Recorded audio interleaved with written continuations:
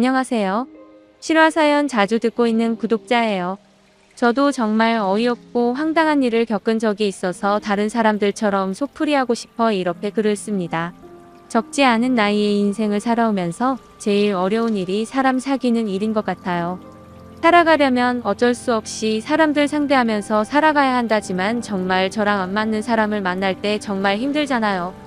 하물며 그런 사람과 가족까지 되었을 때는 그 스트레스가 크게 달한다고 생각해요. 지금은 관계를 딱 끊어낸 사람이지만 한때는 가족이었던 사람이 있었는데 그 사람 때문에 몇 년은 더 늙은 기분이 들어요. 오늘 그 속풀이를 한번 해볼게요. 저를 늙게 만든 장본인은 다름 아닌 며느리였던 여자예요. 집안에 사람이 잘 들어와야 한다는 건 다들 아시죠? 결혼이란 게 서로 좋아서 하는 거긴 하지만 집안과 집안이 엮이는 그런 중요한 거잖아요. 그렇기에 이거 따지고 저거 따지고 그러는 건데 자식이 좋다 하면 내 마음에 안 들어도 어쩔 수가 없는 게 또 결혼인 것 같아요. 본격적인 얘기를 하기 전에 저희 가족 얘기 먼저 할게요. 저와 남편은 연애로 만나 결혼을 했어요. 친구 소개로 만난 남자였는데 그때 제가 소개를 받을 때 제일 중요하게 생각했던 게 남자 직업이었어요. 돈 많은 남자를 만나려고 그렇게 따졌던 게 아니라 안정적인 직업을 가진 사람과 결혼하는 게 제 목표였거든요. 그래서 직업을 꼼꼼히 따졌었어요. 재미로라도 할 수 있는 게 소개팅인데 뭘 그리 따져서 만나냐고 친구들은 뭐라 했지만 사람 인연이라는 게 어떻게 될지 모르잖아요. 그래서 그 고집 많은 고수했었죠. 제가 그렇게 남자 직업에 단호했던 건 모두 이유가 있었어요. 바로 저희 부모님 때문이었어요. 지금은 돌아가시고 안 계신 저희 아버지 얘기를 하자면 남편으로서 또 아버지로서 아주 형편없는 그런 분이었어요. 왜냐면 아버지의 직업이 동네 건달이었으니까요. 차라리 제대로 된 조폭으로 업을 삼으시던지 아니면 아예 그쪽 세계에는 손을 털던지 이것도 아니고 저것도 아닌 동네 건달을 하셨으니 가정이 뭐가 됐겠어요. 말 그대로 건달이었어요. 제대로 된 직장은 없었고 그러니 집에 돈이 없어 생활비에 허덕였어요. 어쩌다 돈이 생기면 동네 양아치 같은 친구들과 어울리며 도박이나 하고 조폭들 시키는 허드렛 일이나 하면서 남 좋은 일 다 시키는 그런 생활을 하셨어요. 한마디로 실속 없이 인생 허비하며 사신 분이죠. 현주야, 그래도 내 낳아준 아버지인데 남들한테 좋게 얘기해. 응? 엄마, 나는 그 인간 아버지라고 부르기도 싫은 사람이야. 낳았으면 다야? 그게 다냐고. 엄마는 아버지가 돌아가시고 한참이 흘러도 여전히 원망하는 저를 타이르셨지만 저는 절대로 타협하지 않았어요. 제가 중학생 때 돌아가신 아버지는 돌아가시는 마지막까지 조폭들 싸움에 휘말려 생을 달리하셨고 때문에 엄마는 여자 혼자 몸으로 저를 건사하며 악착같이 살아내셔야 했어요. 좋아하는 동네 오빠와 결혼한 엄마는 능력 없고 무책임한 남편을 만나 그렇게 평생 고생을 하신 거죠. 아버지 때문에 동네 인심도 팍팍해졌고 돌아가시면서 남긴 빚도 모두 엄마가 떠안으셔야 했지만 엄마는 한 번도 제 앞에서 아버지 욕을 하신 적이 없어요. 돌아가신 날이면 어김없이 제사상을 준비해 제사를 지내셨고 아버지의 생일날이 오면 사람도 없는데 생일상을 차리시는 그런 분이셨죠. 대첩한 남편도 남편이라고 지고지순한 엄마를 보면서 저는 다짐한 것이 있었어요. 절대로 나는 아버지 같은 사람과 결혼하지 않으리. 내 남편은 성실하고 안정적인 직업을 가진 남자여야 해. 이렇게요. 그런 다짐들 덕분에 저는 지금의 남편과 결혼을 하게 됐어요. 친구의 소개로 만난 사람이었고 초등학교 교사가 직업이라는 말에 첫 만남부터 인상이 아주 좋다고 느꼈어요. 실제로 대화를 나눠보니 저와 대화 코드가 맞았고 절대로 위험한 일을 할 사람으로는 안 보이더군요. 저에게 신뢰를 주는 그런 사람이었어요. 몇 달의 데이트 시간을 보내고 저희는 결혼을 하기로 했고 그 후 채 1년이 지나지 않아 저희는 결혼식을 올렸습니다. 교사 아들을 가진 시어머님은 처음엔 저를 별로 안 좋아하셨어요. 아버지는 돌아가셨고 편모 아래 집안이 좋아 보이지도 않고 하니 마음에 안 드셨겠죠. 그런데 시어머님 되실 분이 병원에서 시한부 진단을 받게 돼서 급한 상황이었어요. 아버지가 돌아가시기 전에 결혼을 하고 싶다는 아들의 소망 때문에 저와의 결혼을 허락하셨어요. 돌아가신 시아버님 덕분에 제 결혼이 잘 성사된 거죠. 결혼 당시 저도 직장에 다니고 있었는데 나름 중소기업 경리로 일을 했어요. 남자만큼 벌지는 못했지만 당시 또래 친구들보다는 연봉이 괜찮았는데 결혼을 하면서 일을 그만두게 되었죠. 요즘은 여자들이 결혼해도 일을 계속할 수 있잖아요. 하지만 그 당시에는 결혼하면 회사를 그만두는 게 기정사실화가 되어 있었으니 저도 그렇게 했죠. 그리고 결혼과 동시에 전업주부가 되었어요. 저희는 결혼을 하고 신혼생활을 본가에서 시작했어요. 어머님 혼자 계신데 본가는 하고 싶지 않다고 하는 남편의 말 때문에 합가를 했는데 이제 막 결혼한 제 입장에서는 아주 많은 부담이 되었어요. 그도 그럴 것이 엄마와 저 달랑 도식구만 살다가 장남인 남편 밑으로 두 동생의 시어머니까지 함께 살게 됐으니 보통 일이 아니더라고요. 아침부터 저녁까지 주방에서 떠날 수가 없었고 다들 출근을 한 후에는 청소에 빨래를 한다고 한시도 쉴 틈이 없었어요. 애미야, 내일 중훈이 생일이니까 오늘 갈비 좀 재우자. 중훈이가 소갈비를 그렇게 좋아해. 네, 어머님 그리고 그 행주랑 수건 좀 싹 다 산 거라. 그 날씨가 이래서 그런지 냄새나서 안 되겠어. 우리 집은 매일 삶으니까 그렇게 해라. 매일이요? 그래, 매일. 와, 너네 집에서는 그렇게 안 했니? 친정에서도 그렇게 했겠죠. 다만 제가 안 해서 몰랐던 것 뿐이고요. 남편 속옷까지 싹 다 다려서 입히는 시어머님은 막 결혼한 저에게 살림을 제대로 가르치시겠다면서 매일매일 제가 할 일을 체크하셨어요. 반찬 만드는 방법부터 빨래를 캐서 정리하는 방법까지 싹 다 어머님 방식으로 배우는데 차라리 내가 돈을 벌러가지 싶을 정도로 스트레스가 심했어요. 그러니 자동으로 몸에 살이 빠지고 결혼 3개월 만에 보는 엄마는 저를 보고 크게 놀라셨던 기억이 나요. 어머 세상에, 현주야. 너 시댁에서 굶니? 살이 왜 이렇게 많이 빠졌어? 엄마, 나 좀 살려줘. 너무 힘들어. 오랜만에 보면 엄마 얼굴에 눈물이 왈칵 쏟아졌어요. 맘 같아선 정말 엄마 손잡고 집에 가고 싶더라고요. 그런데 차마 그럴 수가 없어서 엄마 손잡고 얼마나 울었는지 몰라요. 결혼이 이런 거야? 이런 거면 나 안 할래. 집에 갈래. 애 같은 소리 하지 말고 참아봐. 아직 미숙해서 그래. 익숙해지면 괜찮아. 그리고 이젠 이 집은 거기인데 어딜 간다 그래. 이렇게 평생을 어떻게 살아. 아휴, 결혼하면 남편이 생기고 시부모님이 생긴다는 걸 알고는 있었지만 이렇게 힘이 드는 줄은 꿈에도 몰랐어요. 게다가 시어머님께 배우는 살림도 너무 힘이 들었고요. 할 수만 있다면 정말 결혼을 물리고 싶었어요. 진심으로요. 현주야, 엄마도 내가 이렇게 힘들어하니 가슴이 미워진다. 그래도 내가 받아들여야 해. 시어머님께 잘하고 시동생들도 잘 챙기고 김서방도 마찬가지. 너는 그 집에 맏며느리로 들어간 거야. 그만큼 책임이 막중하다는 걸 명심해. 결혼을 물리고 싶다는 제 말에도 엄마는 담담하게 이런 말을 해주셨어요. 가족이라고는 저밖에 없는 엄마도 하루아침에 혼자 지내게 됐으니 얼마나 외로우셨겠어요. 그런데도 엄마는 저에게 시댁에서 잘하라는 말씀만 해주셨어요. 진짜 집은 남편이 있는 그곳이라고 하시면서요. 엄마의 말을 듣고 저도 마음을 다시 먹었고 새로운 가족과 친해지려고 애를 썼어요. 시어머님과 가까워지려고 말씀을 귀담아 듣고 시동생들에게도 살가운 말 한마디 더하며 챙겨줬고요. 남편도 마찬가지. 내 집은 이제 이곳이다. 이렇게 스스로를 타이르면서 애를 썼죠. 그러면서 점점 결혼 생활에 적응이 되어갔어요. 그리고 사랑스러운 아이들도 태어났죠. 아들 하나, 딸 하나 이렇게 두 아이를 낳았고 엄마가 되면서 저는 더 철이 들었어요. 남편은 직업 특성상 여기저기 옮겨 다니는 일이 많았어요. 그래서 저희는 신혼 초부터 주말 부부를 했는데 그 때문에 힘든 일이 참 많았습니다. 남편 보고 결혼했는데 집에 남편은 없고 시댁 식구들만 있으니 얼마나 외로웠겠어요. 아이들을 낳은 뒤에도 어려움은 여전했고요. 교사라는 직업 때문에 결혼한 건데 그 직업이 저를 외롭고 힘들게 만들었으니 어쩌겠어요. 묵묵히 참고 이겨낼 수밖에요. 나도 이번에 당신 따라 지방에 가서 살까. 당신이 오면 나는 좋지만 그러면 어머니는 어떡하지?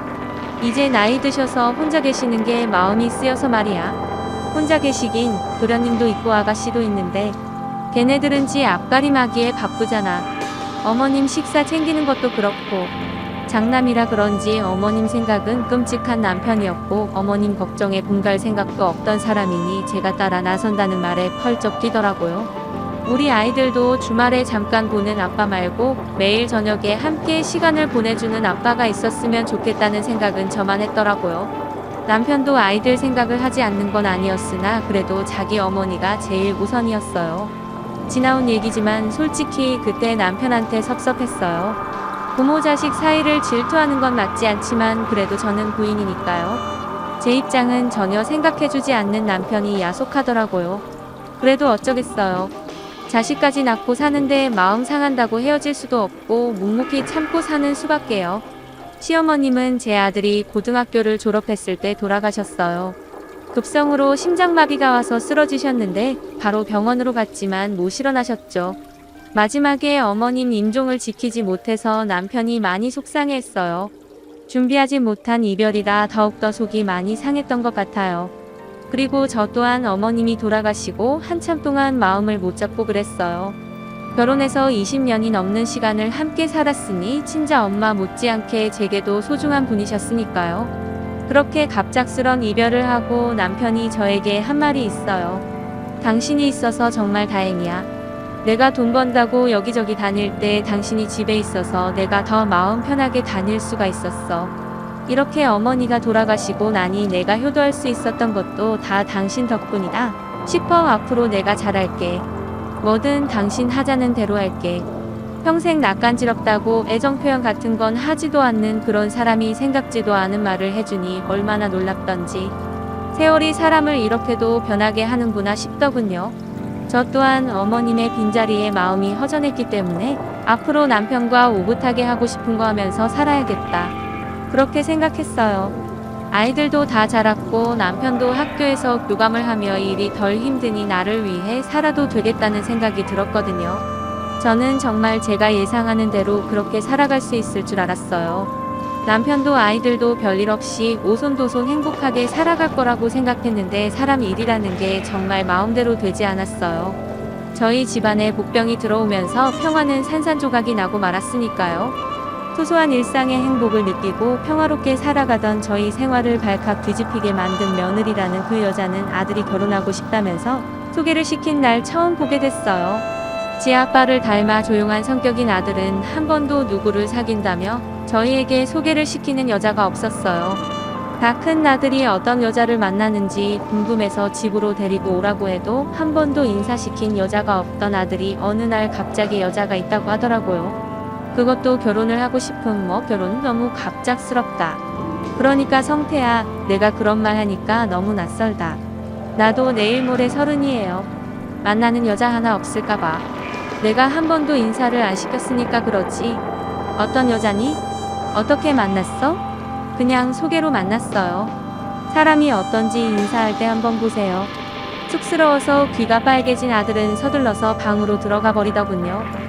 저렇게 부끄러워하는데 연애를 어떻게 했나 싶을 정도로 순진한 아들이었어요. 그런 아들이 결혼을 하고 싶다고 하니 저희 부부는 기대를 아주 많이 했죠. 그리고 제가 바라는 며느리상을 떠올리며 조신하고 얌전한 그리고 부드러운 여자를 생각하며 혼자 흐뭇해했어요. 그런데 아들이 막상 데리고 와서 인사시킨 여자는 제 예상과는 정반대의 모습을 한 여자였어요. 안녕하세요. 어머님, 아버님, 어서와요. 만나서 반가워요. 뭘 좋아하시는지 몰라서. 이거는 어머님 드릴 가방이고 이거는 양주예요. 아버님 좋아하실 것 같아서요. 아, 고마워요. 저희 집에 인사를 온 여자는 저희 부부가 예상했던 모습과 아주 많이 달랐어요. 화장을 짙게 한 얼굴에 긴 생머리, 몸매가 드러나는 원피스에 누구나 다 아는 명품 가방을 들고 나타났는데 저희 선물을 챙겨왔더라고요. 딱 봐도 선물 가격이 몇백은 되는 것 같았고요. 손님이 온다고 나름 신경 써서 차린 식탁이 부실하게 느껴질 정도로 저희 집과 그 여자는 한눈에 봐도 어울리지 않는 그런 모습이었어요. 저는 너무 놀라 아들과 그 여자를 번갈아 봤고 아들과 그 여자는 손을 맞잡고 서로를 사랑스럽게 쳐다보더군요. 제가 성태씨 많이 좋아해요. 처음 저희가 사귈 때도 제가 쫓아다녀서 사귄 거고요. 그랬어요? 어머님, 아버님, 저희 결혼 허락해주세요. 저 성태씨 행복하게 해줄 자신 있어요. 아들은 둘이 동갑이라고 했지만 어느 모르구나 제 아들보다 훨씬 성숙한 모습이었어요. 그리고 아들보다 훨씬 재력이 많아 보였고요. 어색한 식사 시간이 끝나고 그 여자가 돌아간 뒤 저는 아들에게 진지하게 물었어요. 정말 사랑하는 여자가 맞냐고? 자의로 결혼을 결정한 게 맞냐고요? 그랬더니 아들이 솔직히 수연이 우리 집보다 훨씬 부자예요. 건물도 있고 돈도 많고 엄마가 부담 느끼시는 거 저 잘 아는데 제 결정은 이미 끝났어요. 엄마, 저 수연이하고 결혼하고 싶어요. 아들은 제가 무슨 말 하는지 뭘 걱정하는지 다 알고 있더군요. 그럼에도 결혼을 해야겠다고 하는 모습이 그 여자를 참 많이 사랑하는구나 싶었어요. 이렇게 집안과 어울리지 않는 여자를 들이는 게 맞나 갈등이 참 많이 되더군요. 괜히 어울리지 않는 사람을 들여서 집안에 분란을 만드는 건 아닐까 걱정도 되고요. 남편도 저처럼 고민이 되는 눈치였고요. 그런데 저희가 고민한다고 뭐 결론이 나나요? 결혼을 할 당사자들이 이미 결정을 낸 상황인데 말이에요. 아들은 저희에게 결혼을 하고 싶다고 몇 번이나 얘기를 했고 그 여자는 집으로 비싼 선물들을 계속 보내기 시작했어요. 고민되는 마음에 절친 친구에게 물어봤더니 뭘 그런 걸 고민하고 그래. 그 여자가 성태한테 목매단다며. 그럼 얼른 둘이 결혼시키면 되겠구만.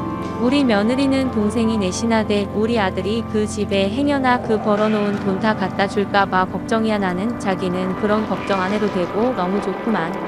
걱정할 것도 많다. 오히려 부자 며느리 부럽다고 하는 친구였어요. 그 친구의 말 듣고 보니 제가 괜히 걱정만 하는 싶은 생각도 들더군요.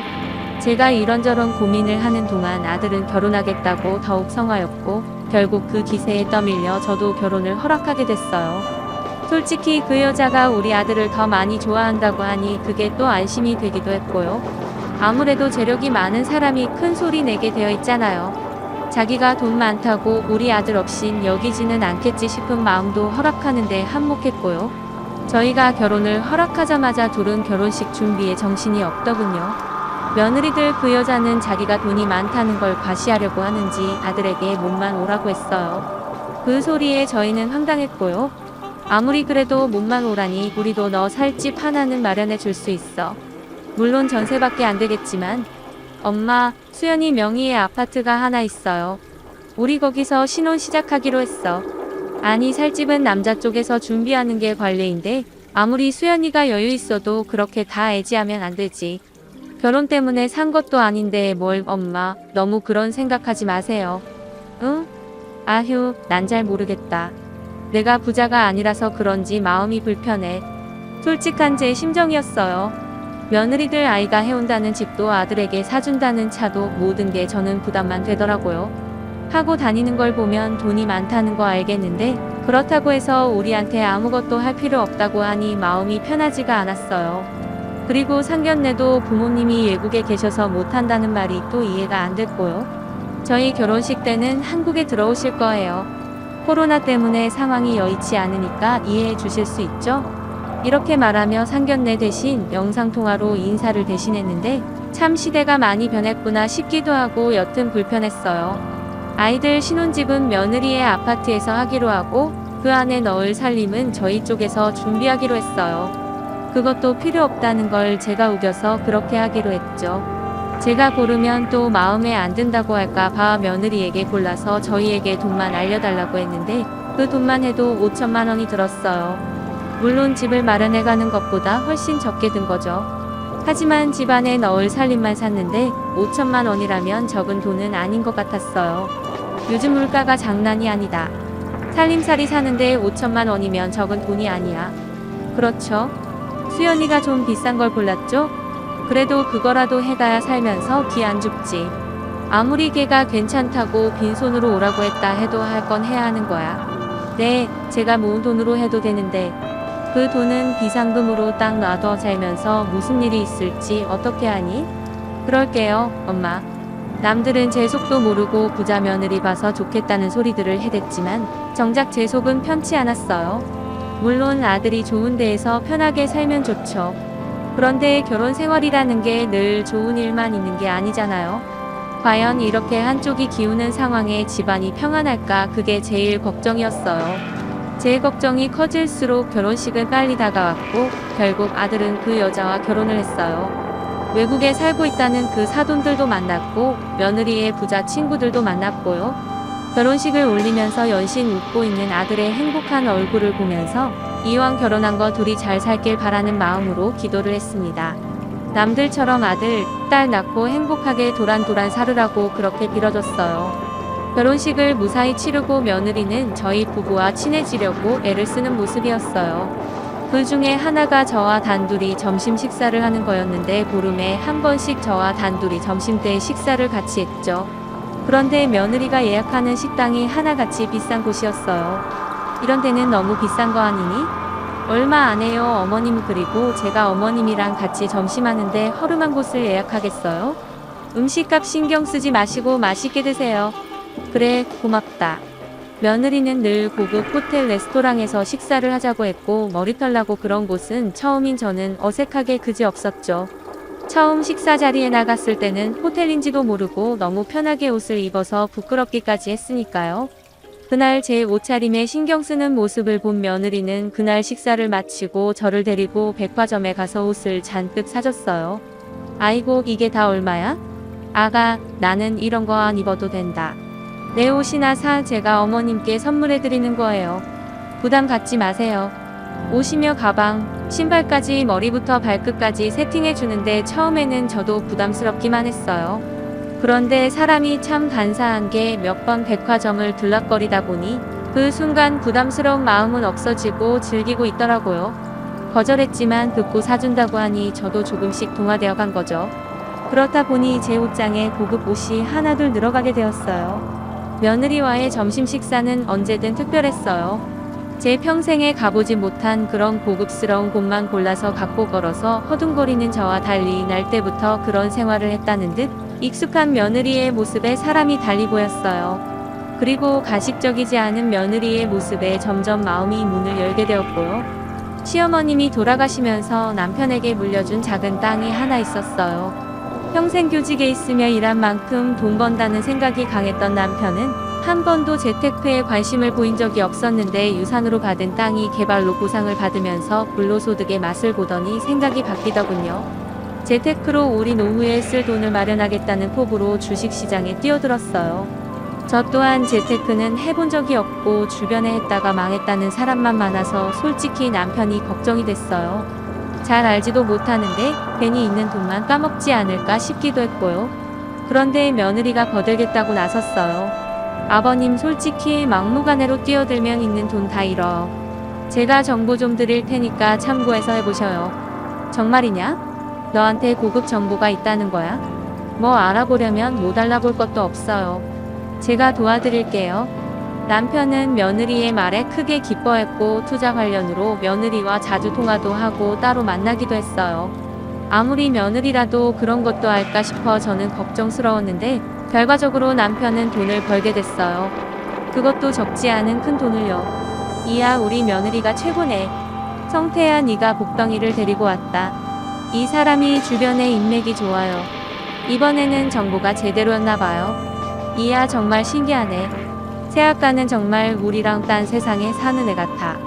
저도 신기해요. 어쨌거나 아버지한테 도움이 됐다니 기분이 좋네요.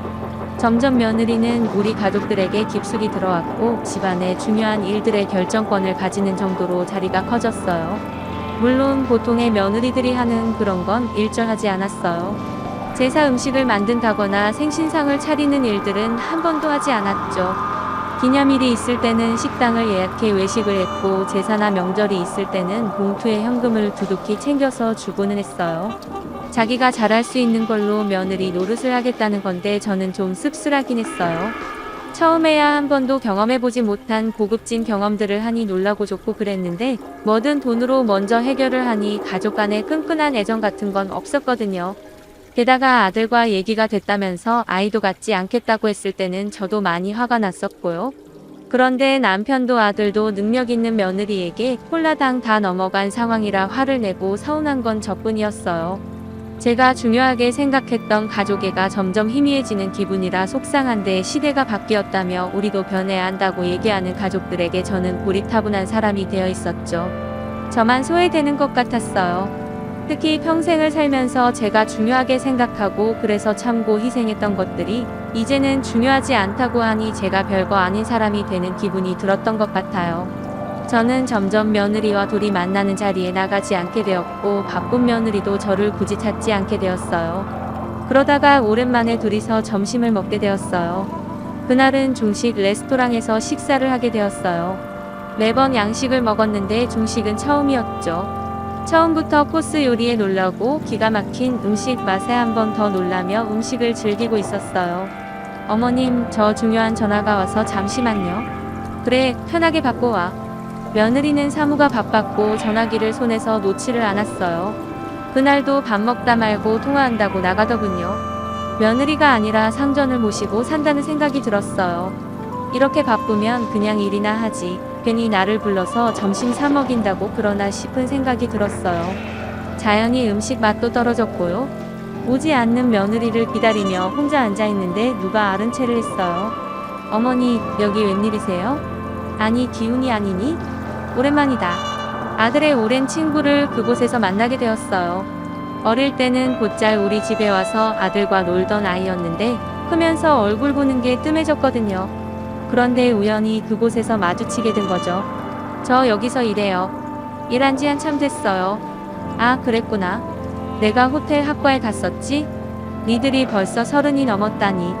어쨌든 오랜만에 보니까 너무 좋다. 네, 저도요. 어머니 진짜 예전이랑 똑같으세요. 아니야. 세월이 얼마인데. 나도 많이 늙었어. 그런데 어머니, 같이 식사하러 오신 분 잘 아시는 사이예요? 왜? 아들의 결혼식에 오지 않았던 모양인지 며느리의 얼굴을 모르는 것 같았어요.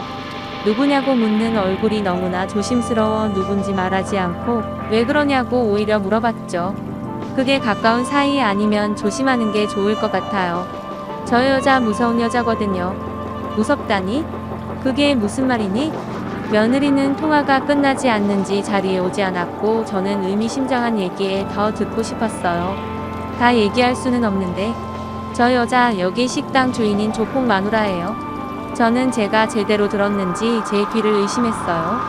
조폭 마누라? 뜬금없는 소리에 저는 머리가 돌아가지 않았죠. 무슨 소리니? 조폭 마누라라니?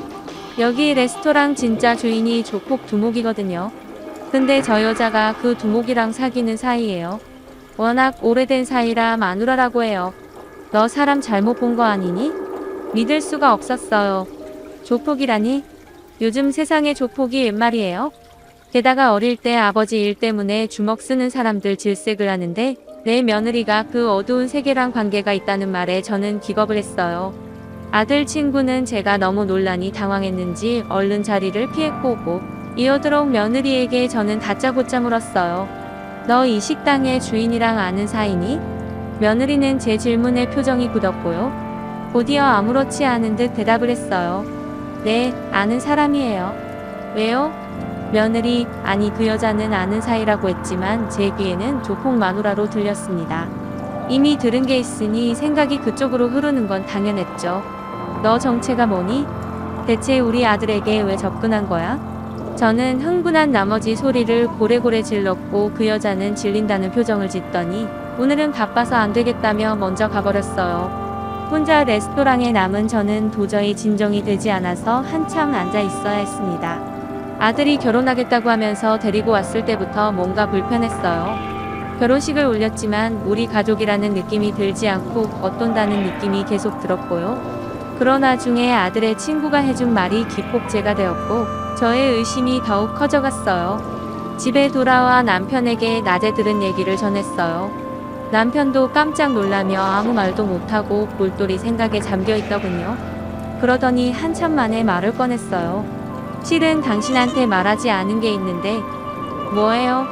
나한테 숨긴 거 있어요? 그게 있잖아. 어렵게 말을 꺼낸 남편의 얘기를 듣고 저는 까무러칠 듯 놀랐습니다. 그 여자의 부탁으로 남편의 통장으로 거액의 돈이 들어와 있다는 겁니다. 자그마치 20억이요. 저는 제 귀를 의심했어요. 20억이라니? 커도 너무 큰 돈이잖아요. 당신 무슨 생각으로 그 돈을 맡아주는 거예요? 제정신이에요? 나도 이렇게 큰 돈일 줄은 몰랐어요. 처음에는 몇 천이었는데 금액이 점점 커지더라고. 그 여자는 돈을 맡아주는 대신 매달 300만 원씩 주겠다고 했다는 겁니다. 남편의 통장이 대포 통장으로 쓰여지고 있었던 거예요. 알면 알수록 그 여자가 점점 무서워졌어요. 저는 낮에 레스토랑에서 만난 아들 친구에게 만나자고 했어요. 듣지 못한 얘기가 더 있을 것 같아서요. 그날 퇴근을 한 아들 친구와 저희 부부는 카페에서 만났고 나머지 듣지 못한 얘기를 들었습니다. 그 여자는 전직은 꽃뱀이었어요. 조폭과 연인으로 있으면서 고급 식당으로 오는 돈 많은 유부남들을 꼬셔서 외도를 하게 하고 그걸 빌미로 거액을 뜯어내던 여자였죠. 그 중식당은 남자를 고르는 곳으로 이용이 됐고 자주 그곳에 출몰하다 보니 직원들도 대충 알게 되는 것 같았어요. 그러더니 2년 전부터 안 보이더라고요. 소문의 꽃뱀 짓은 다 청산했다고 하던데 안 보여서 우리도 해외로 떴나? 그렇게 생각했는데 성태랑 결혼한 줄은 꿈에도 몰랐어요. 저는 온몸의 기운이 쫙 빠져버렸어요. 남편도 할 말을 잃고 멍하게 있고요. 알아낸 사실을 아들에게 어떻게 알려야 하나, 아들이 받을 상처가 얼마나 클까 가슴이 미어지고 머리가 깨질 듯 아파왔어요. 그렇다고 가만히 있을 수가 없어서 당장 그 여자에게 전화를 걸었어요. 아들과 집에서 저녁을 먹고 있다는 소리에 바로 우리 집으로 오라고 했어요. 혼자 오라는 당부도 했죠. 곧 저희 집에 온 그 여자에게 저는 해명을 요구했어요. 내가 알아낸 게 사실과 다를 수 있지만 나는 사실이라고 생각해. 그러니 우리 속일 생각 말고 진실을 얘기해. 어머님 무슨 말씀하시는지 저는 모르겠어요. 오늘 낮에 갔던 그 레스토랑 조폭이 진짜 주인이라는데 맞아 그 조폭이랑 내가 애인 사이라고 그게 다 사실이냐고? 저는 단도직입적으로 물었어요. 그 여자가 뭐라고 하는지 듣고 싶더군요. 아 진짜 성질 죽이고 살려니까 힘드네. 뭐가 그리 궁금해서 이 밤에 오라가라 해요? 네? 내가 조폭이랑 사귀었냐고요? 맞아요. 나 조폭이랑 사귀었어. 근데 어쩌라고? 우리 집안의 며느리라고 들어온 뒤로 처음 보는 모습에 저는 너무 놀라고 말았어요. 이게 본 모습이구나. 그동안 내가 불편했던 게 다 이유가 있었구나. 그때서야 내 불편한 마음이 이해가 됐어요. 내가 당신 아들이랑 결혼해서 못해준 게 뭐가 있어? 내가 돈 달라고 했어? 오히려 내가 돈을 줬잖아. 백화점에서 옷도 사주고 가방도 사주고 다 했는데 뭐가 불만이냐는 거야? 나 다른 거 안 바래. 당신 아들하고 살기만 하면 되니까 제발 나 건들지 마요. 응? 내가 이렇게 하고도 우리 아들이랑 살 수 있을 것 같아?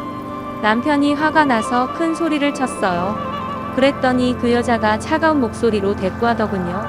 아버님, 제가 매달 용돈 드리죠? 그거 필요 없어요? 뭐? 당신 아들이 이 상황 다 아는 순간 돈도 다 날아가는 거예요.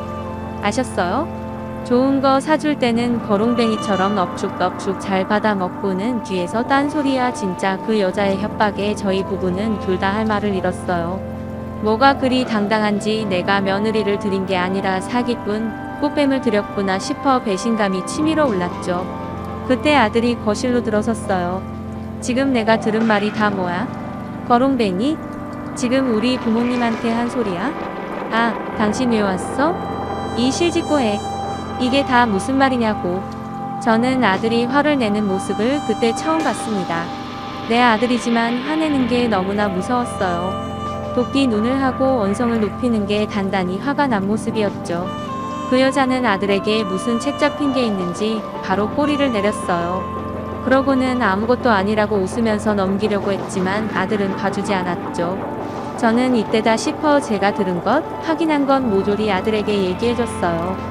그 여자가 우리한테 한막말도 모조리요. 아들은 분노했고 그 여자는 그 자리에 바로 무릎을 꿇고 아들에게 사정을 했습니다. 성태야, 내가 들은 거 다 거짓말이야. 다 가짜야. 응? 너한테 실망이야. 어떻게 날 속일 수 있어? 아니야. 성태야, 나 너 없으면 못 살아. 내가 다 잘못했어. 일어나.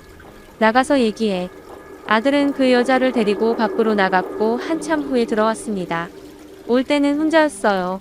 엄마, 아버지, 정말 죄송해요. 제가 사람을 잘못 봤어요. 어떻게 할 거니? 이혼해야죠. 이렇게 못 살잖아요. 결국 아들은 그 여자와 이혼을 했어요. 물론 남편의 통장에 있던 돈도 다 그 여자에게 줬고요. 조폭과 연관이 있을 것 같아 혹시나 아들에게 해코지할까봐 무서웠거든요. 나중에 아들에게 듣고 보니 그 여자 조폭이랑 깊은 관계가 맞다고 하더군요. 꽃뱀 노릇하면서 거물급들 약점 잡아서 돈 뜯어낸 것도 맞고요. 그런 여자가 왜 아들과 결혼하겠다고 했는지 도통 이해가 되지 않았어요. 그래서 물어봤더니 자기한테 따뜻하게 대해주고 사람으로 대접해준 게 제가 처음이었대요. 그게 너무 좋아서 저랑 결혼까지 했고요. 근데 저는 그 여자랑 못 살아요. 거짓투성이인 여자랑 평생을 어떻게 살아요? 아들도 충격이 컸던지 정신이 반쯤은 나가 있는 것 같았어요. 그렇게 정리하고도 몇 번이나 아들을 더 찾아온 것 같았지만 아들은 상대해주지 않았어요. 그리고 이혼 도장을 찍었죠. 이 모든 일을 겪고 한동안 저는 걱정이 돼서 밤잠을 이룰 수가 없었습니다. 혹시나 앙심을 품고 그 여자가 저희 가족에게 해코지를 할까봐 너무 걱정이 되었거든요. 그래서 이사도 하고 핸드폰 번호도 바꿨어요. 저에게 처음 이 여자 정체를 알려준 아들 친구도 일자리를 옮겼고요. 집안에 사람 하나 잘못 들어와서 마음고생하는 사람이 몇이나 됩니다. 저도 충격으로 한동안 정신과 약을 먹어야 했고요. 지금은 안정이 되어서 일상생활을 하고 있지만 가끔 이상한 여자 하나 때문에 이렇게 숨죽이고 살아야 하는 상황에 화가 나서 속이 벌렁벌렁 될 때도 있어요. 이렇게 속풀이를 할 수 있는 곳이 있어서 얼마나 다행인지 모릅니다. 제 얘기는 여기까지예요. 두서없고 진짜 이런 일이 있어? 싶으시겠지만 실제로 제가 겪은 일이에요. 사람을 만날 때는 늘 신중하시길 바랍니다. 끝까지 들어주셔서 고맙습니다. 건강하세요.